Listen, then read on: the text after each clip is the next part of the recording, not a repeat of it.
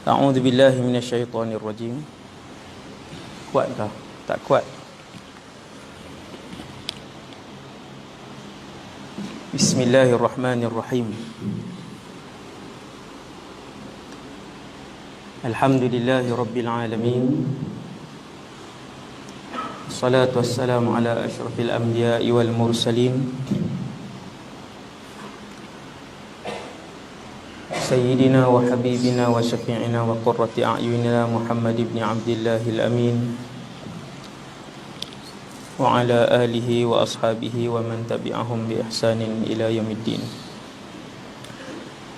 Saya pakai yang pegang tak apa. Kalau minta ni saya pegang tak apa. Tak.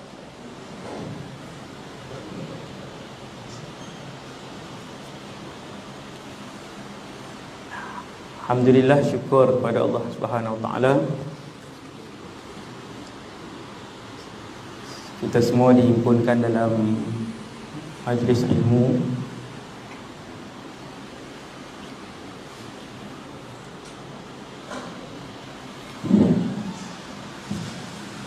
Alhamdulillah. Satu doa. Pada malam ni Allah Subhanahu Wa Taala memilih saya dan kita semua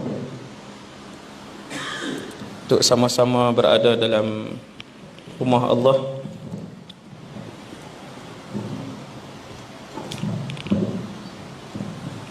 menghadiri majlis ilmu. Pertama sekali, terima kasih pada pengerusi majlis, Yang berhormat Adun Semenyih, pengerusi surau Al-Mukhlisin, serta jawatan kuasa, seterusnya muslimin dan muslimat yang dirahmati Allah Subhanahu Wa Taala sekalian.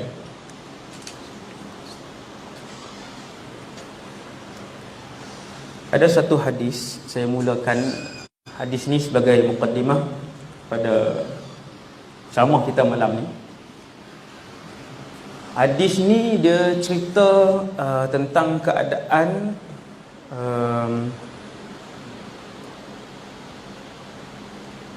dekat dengan kemunculan Dajjal, iaitu Nabi sebutkan badiru bil a'mali fitanan ka qita'il laylil muzlim yusbihu ar-rajulu mu'minan wa yumsi kafiran aw yumsi mu'minan wa yusbihu kafiran yabi'u dinahu bi'aradin minad dunya. Ini mukaddimah ni. Nabi sebut dalam hadis ni, bersegeralah kalian melakukan amal ibadah sebelum datang satu zaman yang syarat dengan fitnah, sehinggakan fitnah itu seperti malam yang gelap gelita,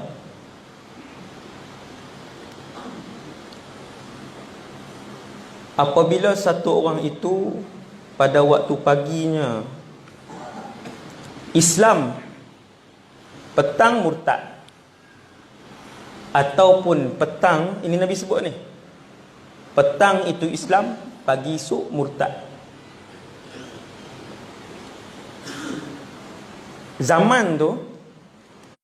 Zaman itu hampir berlaku. Bila kita tengok hari ni, orang mudah-mudah untuk tinggal Islam. Hari ni 2018, kita tengok manusia, orang Islam dengan mudah dia Islam. Kalaupun dia tak tinggal Islam, dia sendiri lawan Islam.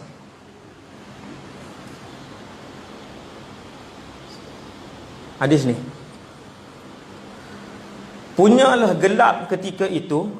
Ni yang suasana yang Nabi sebut ni. Begitu gelap pada zaman itu, dengan dilingkari oleh fitnah, sehinggakan dalam masa sehari manusia berubah daripada Islam menjadi kafir, Petang itu Islam, pagi esok kafir, ataupun pagi itu Islam, petang itu murtad. Banyak yang berubah begitu. Sebelum sampai pada zaman itu, yang membuatkan kalian boleh berubah-ubah dalam masa satu hari daripada Islam menjadi kafir, Nabi sebut badiru bil a'mal. Buatlah amalan, banyakkanlah amal ibadah, berkejar-kejarlah untuk melakukan amal ibadah ketika mana belum sampai zaman itu. 1440 Hijrah 2018 ni tak jadi lagi macam tu, tetapi bibit-bibitnya telah pun kita nampak. Bibit dah nampak. Untuk umat Rasulullah hari ni, dia sendiri berasa jelek dan jijik dengan Islam. Dia sendiri. Bibit-bibit itu saya pun tengok, tuan-tuan semua melihatnya. Akan tetapi sampai malam ni kita masih boleh melakukan ibadah. Ini tak kita semayang maghrib jemaah. Hati-hati, kata Rasulullah, akan sampai satu zaman, akan sampai satu ketika, akan sampai satu masa kalian tak boleh nak buat ibadah setenang yang kita tengok pada hari ni. Tak boleh. Tuan-tuan tak boleh bayang zaman ataupun keadaan ketika itu. Mungkin kita tak terbayang, dan benda itu akan jadi. Dengan sebab itu dalam hadis ni Nabi sebut badiru bil a'mal. Sungguh-sungguhlah melakukan amal ibadah, perbanyakkanlah melakukan amal ibadah ketika mana kalian dalam keadaan tenang, kerana kalian akan didatangi satu zaman kalian tak boleh nak buat amal ibadah, kalian tak boleh berbanyakkan amal ibadah, kalian tak mampu untuk beramal ibadah dengan aman. Zaman bila tu? Zaman yang fitnah tu lah, kemuncak. Itu zaman kemuncak fitnah. Alhamdulillah kita masih lagi Allah bagi ruang, boleh baca Quran, nak bersedekah, nak laungkan azan pun tak ada masalah. Boleh simpan jenazah kan di tempat yang kita nak, kuburan Islam. Alhamdulillah. Maka perbanyakkanlah amal ibadah ketika kita duduk tengah tenang ini. Kerana ulama-ulama yang hidup pada zaman ini, yang hidup zaman ni lah ni, sampai malam ni, Syria ke, Yaman ke, Jordan ke, Mesir ke, Saudi ke, tuan-tuan yang dirahmati Allah sekalian, mereka sebut zaman ini adalah kemuncak kepada zaman fitnah. Zaman ni, zaman yang kita hidup dan sedang lalui sekarang ini adalah kemuncak zaman fitnah. Zaman ni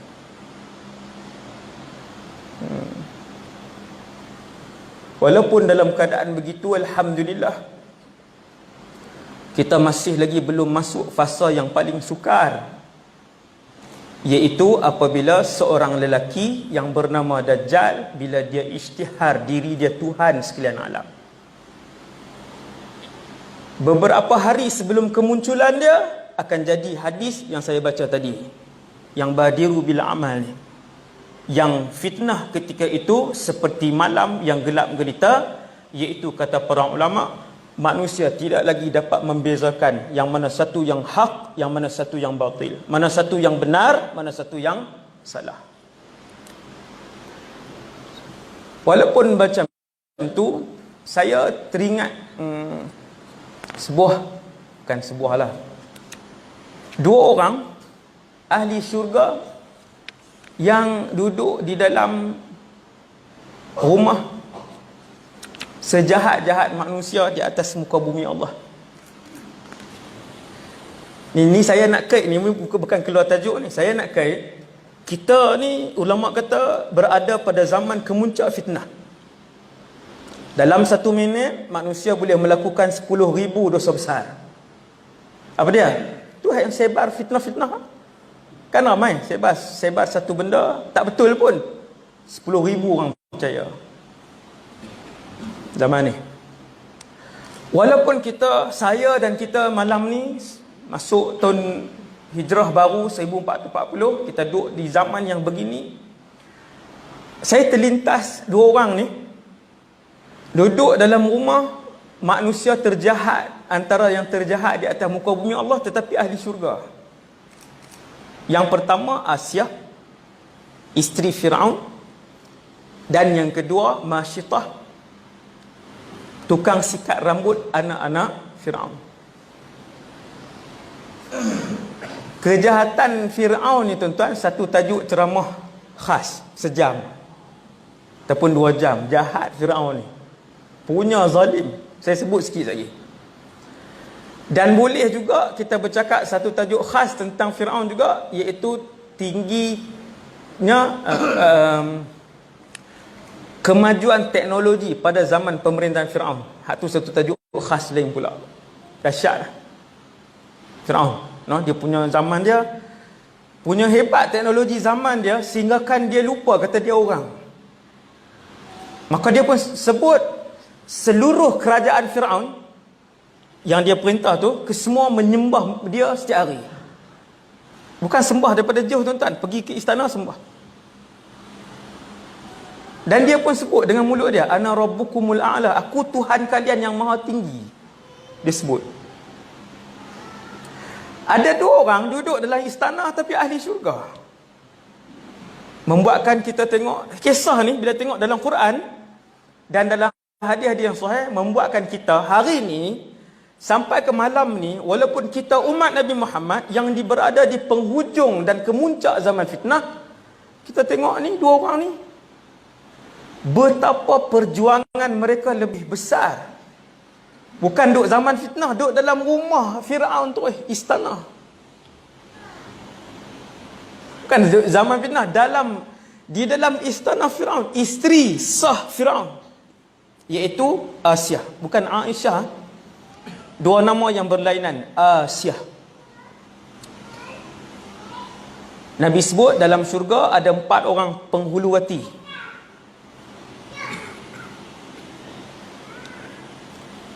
Dalam syurga ada 4 orang penghulu wanita. Ranking nombor 1 mengikut turutan, Maryam bintu Imran. Maryam, bunda Nabi Isa. Ranking nombor 1. 4 orang ni dah paling tinggi. Yang kedua, Khadijah bintu Khuwailid radhiyallahu anha, isteri Rasulullah. Ranking ketiga, Fatimah bintu Muhammad, anak Nabi.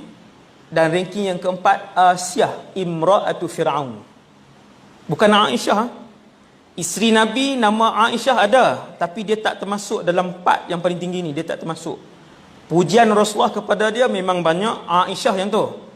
Tetapi ketika Nabi menyebutkan 4 penghuluwati wanita dalam syurga, Nabi tidak menyebutkan nama Aisyah. Yang keempat ialah Asyah.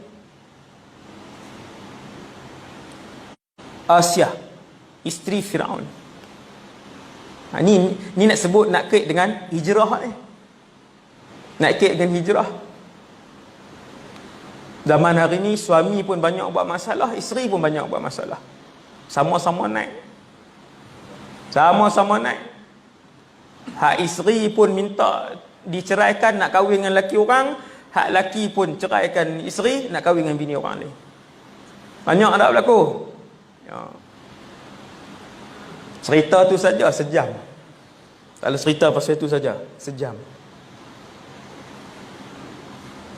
Kita bagi alasan, ustaz, perangai pun tak elok suami saya. Macam mana saya nak jadi solehah?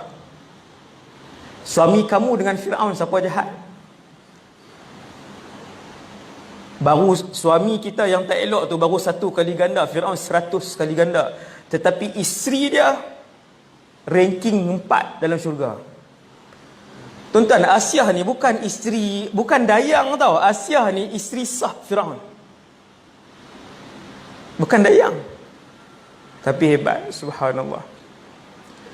Dia masuk Islam ikut Nabi Musa. Satu hari Fir'aun tahu. Fir'aun ni walaupun dia duduk di Mesir, tetapi tubuh badan dia bukan saiz orang Mesir yang tuan-tuan tengok hari ni. Dia saiz Melayu. Tak panjang lah cerita Firaun kan. Dia ses Melayu ya. Kecil je. Bukan rendah saya. Maksudnya sederhana lah. Sederhana. Arab Mesir besar. Arab Mesir berbadan besar. Okey, dia tahu isteri dia Asiah masuk Islam. Dia nak bertolak Ansur ke dia nak siksa? Jawapan dia bunuh. Jahat lah. Firaun ni memang antara yang terjahat di dunia ni, antaranya Firaun. Dipanggil isteri dia, bawa ke bilik penyiksaan. Raja-raja dulu dia ada kawasan khas untuk menyiksa. Bukan menyiksa binatang, menyiksa orang. Antaranya bekas kurungan kecil, tempat tu kecil je, tinggi ni je, disumbat orang masuk dalam tu, dicurahkan madu, kemudian dilepaskan lebah. Antara bentuk penyiksaan dahulu ialah minsyar. Dia pisau gergasi besar melentang di atas, ikat orang di bawah, dilepaskan pisau besi tu, maka orang tu terbelah dua macam tu. Antaranya yang dikenakan oleh Firaun kepada isteri dia, Asiah. Dia kata, wahai Asiah, kamu beriman dengan Tuhan Musa? Ya. Maka dia pun arahkan tentera dia, ikat isteri dia untuk dilontarkan batu besar. Batu lontar ke bawah, kena badan, pecah, hancur. Maka Asiah pun diikat. Kemudian dia bermunajat kepada Allah. Dia dongak kepada dia ke langit, dia bermunajat dengan Allah. Ya Allah, selamatkanlah aku daripada Firaun dan perbuatan-perbuatan jahatnya. Ya Allah, doa Asiah, ibnili indaka baitan fil jannah. Buatlah kepada aku, ya Allah, di sisimu sebuah mahligai di dalam syurga. Ulama tafsir kata, cuba tengok doa Asiah. Ya Allah, binalah kepada aku, apa dia? Di sisimu. Dia tak kata istana dulu, dia kata di sisimu. Maksudnya dia pilih yang dekat dengan Allah, kedudukan yang tinggi maksudnya. Kita boleh minta, ya Allah, binalah rumah di sisimu. Sebut rumah dulu. Tapi Asiah ni radhiyallahu anha, dia sebut, ya Allah, binalah kepada aku di sisimu. Maksudnya paling dekat. Ya Allah, binalah yang paling dekat dengan kamu, yang paling hampir dengan kamu. Maksudnya yang paling tinggi kedudukan. Sebuah istana fil jannah, dalam syurga. Maka kata para ulama tafsir, sebelum batu tu digolekkan daripada atas, Asiah telah pun melihat istananya di dalam syurga. Allah Ta'ala buka langit, dia pun tengok, dia pun senyum, kemudian batu pun dilepaskan, mati syahid Asiah. Kalau kita nak bagi alasan, tak boleh nak berubah. Tak ada alasan, habis alasan. Kisah ni tuan-tuan menutup mulut semua wanita yang diuji oleh Allah dengan perangai isteri yang, perangai suami yang tak elok.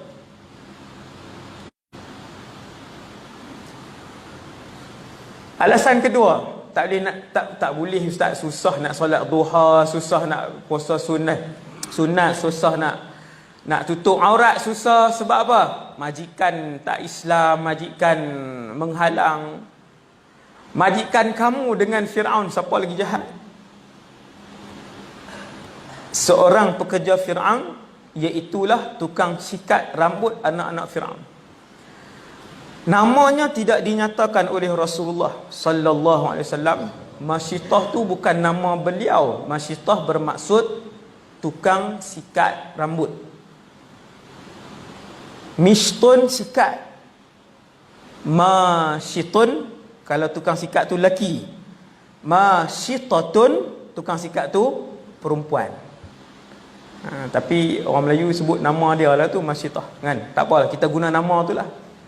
Kita guna nama tu, meraihkan apa yang kita faham selama ni. Tuan-tuan, ibu-ibu, ayah yang dirahmati Allah, dia bekerja dengan satu majikan yang paling jahat di atas muka bumi ni.